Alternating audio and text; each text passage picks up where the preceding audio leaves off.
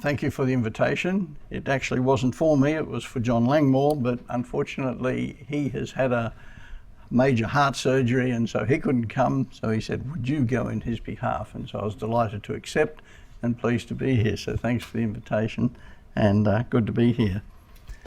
So let me see if I can work the system. The United Nations, established 1945, and one of its key objectives, the first of the Charter 1, to save succeeding generations from the scourge of war. It has succeeded in many ways. It's not been totally successful, but there's no world wars since it was established. Nuclear weapons have not been used in the past 79 years now, I guess. But the world has changed, and currently we're seeing the largest number of violent conflict situations in the world since World War II. We face a range of complex issues which we clearly are on our agenda today. So understanding this wide range of social, political, economic and environmental factors plays an important role in our society. I think one of the themes that will come through today is how important it is to start to integrate these often silos of information and engagement and all the rest of it. How do we, in a complex world, integrate these in a way that they effectively feed into each other? The world is moving closer to the brink of instability, where the risks we face are no longer managed effectively through the systems we have. Perez de Cuellar, Secretary General of Antonio Guterres, Secretary General of the United Nations. He has made many great speeches lately, and my wife and I say to each other, who'd want to be him getting up every day? You know, what's on the agenda today? What's the speech I've got to make today? It must be pretty depressing at that level, but he remains hopeful and he contributes significant to the thinking internationally.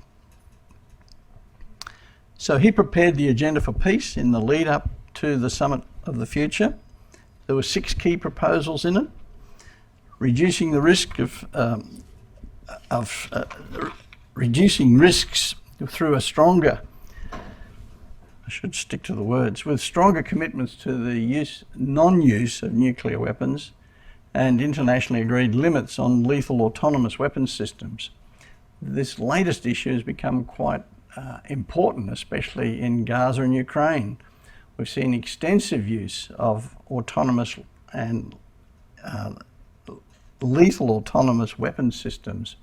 The use of AI in the conflict in Gaza in particular, but also in Ukraine, has been not only extraordinary, but extremely alarming and depressing, the way we've developed the capacity now to kill people in a way that we haven't. There's a saying around saying this is this generation's Oppenheimer moment. So the second of these 6 proposals that Antonio Guterres put forward, strengthening international foresight and capacities to identify and adapt to new peace and security risks. This is the challenge that he put out before the nations of the world. How are we going to deal with these new risks that we're facing? And to reshape all responses to violence. Violence is so endemic in our world today. How can we more effectively, at all levels, not just international level, but interpersonal level, how do we affect violence? And of course, violence against women becomes a very key issue in this. Investing in prevention and peace building, he underlined this as being one of the challenges that the world was facing, and amongst the issues, excessive military budgets. What do we do about them? Australia's been expanding its military budget now for some time, euphemistically called the defence budget, but it's been expanding dramatically, while, as we've heard in the last session, development assistance has been declining. Social spending's under threat, we see that regularly, and there's more needs to be done around targeting development assistance to root causes of problems, not just responding after the event with humanitarian assistance, but trying to address the root causes that are driving these conflicts, protecting human rights, and linking disarmament to development opportunities. Much of the challenge around conflict is because of the lack of development. It's the extreme inequality that feeds a lot of the conflict. How do we start to tackle these root causes and to link disarmament with development opportunities. Women and girls must be at the centre of the consideration of security policy. Supporting regional prevention. They're the 6 objectives that were put forward to the Summit of the Future. How do we go? The Pact for the Future begins with member states reaffirming their continuing commitment to establishing a just and lasting peace and to act in accordance with international law, including the Charter. More words to that. But the key point of it all is that the nations of the world still saw the relevance of the United Nations and they wanted to strengthen it. It wasn't this summit and the potential of all the problems we faced didn't lead the nations of the world saying this body is useless, we need to close it up and form a new one. Quite the opposite. They said, look, we've got to make it work, we've got to find new ways to make it work, we must strengthen it. So Action 44, if you want to look it up, but no need, most of it's here. 4 issues, principally. Enhance the role of the Peacebuilding Commission as a platform for building international peace.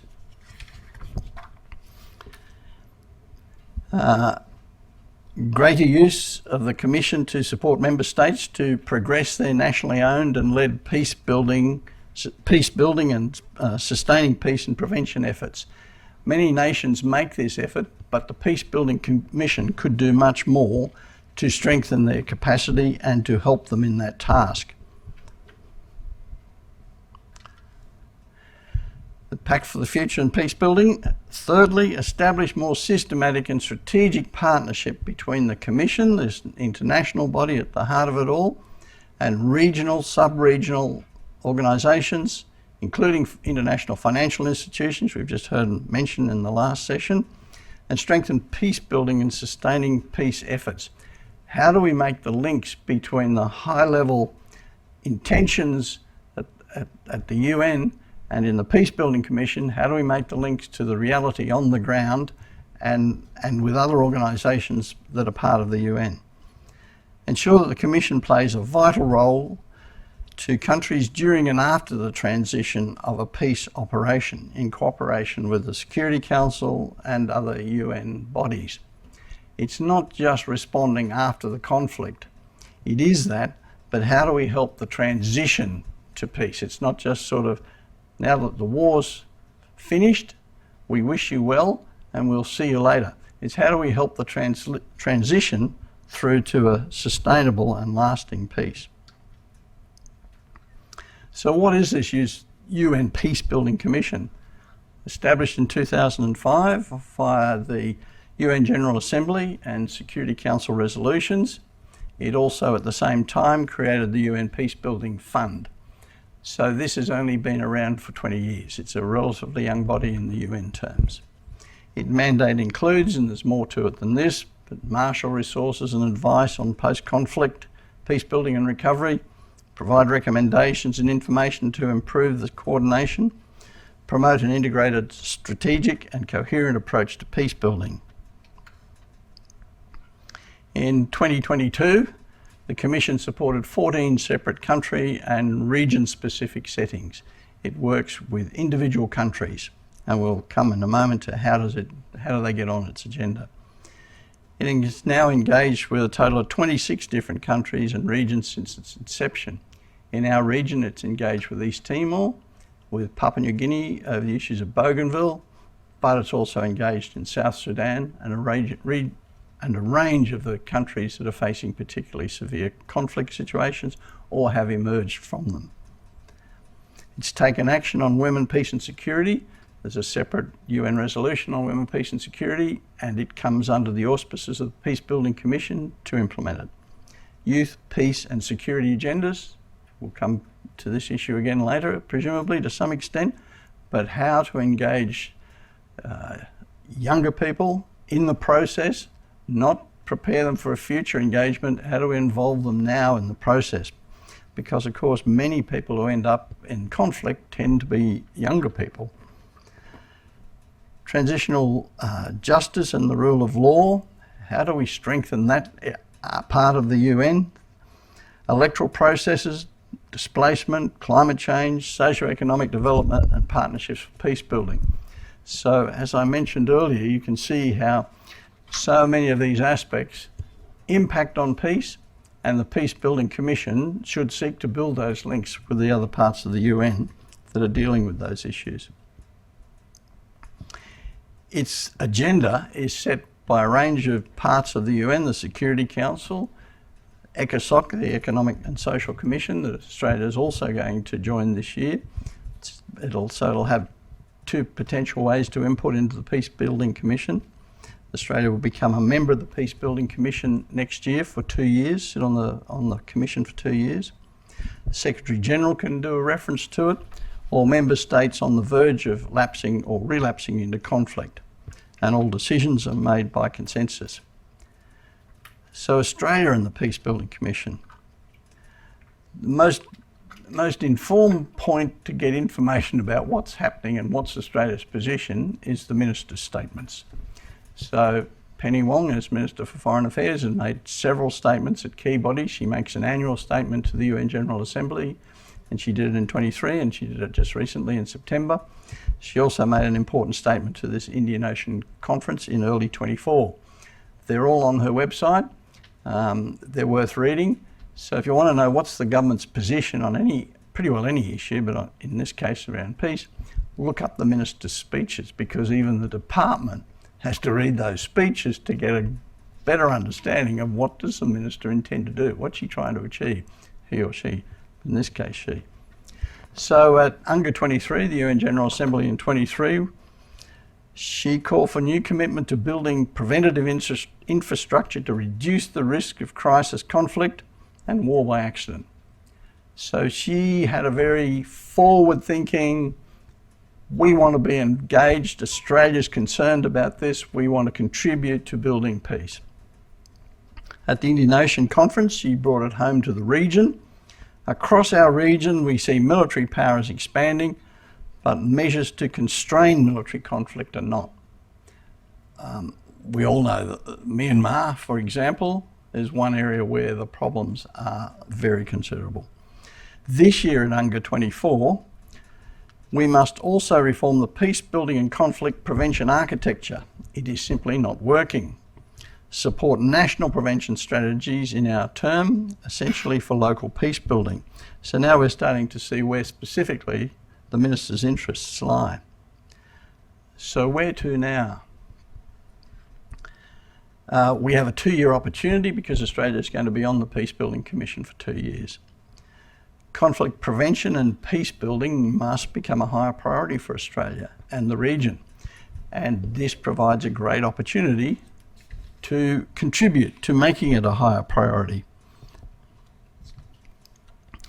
It's a timely opportunity to suggest new ideas and new approaches for conflict prevention and for peace building in the region. So if you have any interest in this area, the next 2 years, the government's going to be sensitive to this issue. One of the things that we need to do is strengthen our capacity in diplomacy. The alternative to making war is to dialogue for peace, to try and sort out the differences around the table rather than simply reach for the arms. So increasingly in our region, where there already is conflict or there looks like conflict is a possibility, we need to do more in the area of diplomacy. And this means that the Department of Foreign Affairs needs to have a better and a stronger diplomatic presence and needs to put more effort in diplomacy. It's time to change the public narrative on peace and security, a narrative that includes and integrates challenges posed by unrelenting climate change, extreme inequality, failing economic system, increased migration from fragile states, and maintaining peace in the region. Peace and security isn't simply about having a defence force. The defence force can do nothing to alleviate the impacts of climate change on Australians, let alone in our region. It can do very little it can do nothing. In fact, it can exacerbate inequality and poverty in the world by putting too much money into buying armaments and not enough into development. If anything, the military system, the international global so-called defence system, is undermining economic systems. It's wielding power So if we want if we want a peaceful world, if we want peace in our region, we have to get more into dialogue and less into armaments. So Australia has been supporting regional conflict prevention. I mentioned East Timor, where that was more peacekeeping, but you know, we've also done it in Solomon Islands a few years ago with Ramsey, done it in southern Philippines with the Philippines government in Mindanao and the like, and more recently with Papua New Guinea in Bougainville, and the Initiative for Peacebuilding at Melbourne University has been contributing over the last 2 years with DFAT support and funding to a senior leaders training program for Bougainville, involving senior leaders both within government, out of government and in civil society. But the key challenge, one of the key challenges in our region is Myanmar. Myanmar has led to over 1 million refugees fleeing into Bangladesh. The conflict is increasing, not reducing. The potential for flow over on other borders into Thailand, etc., is significant. Australia has supported the ASEAN 5-point consensus, but there's been little progress on the negotiations towards peace.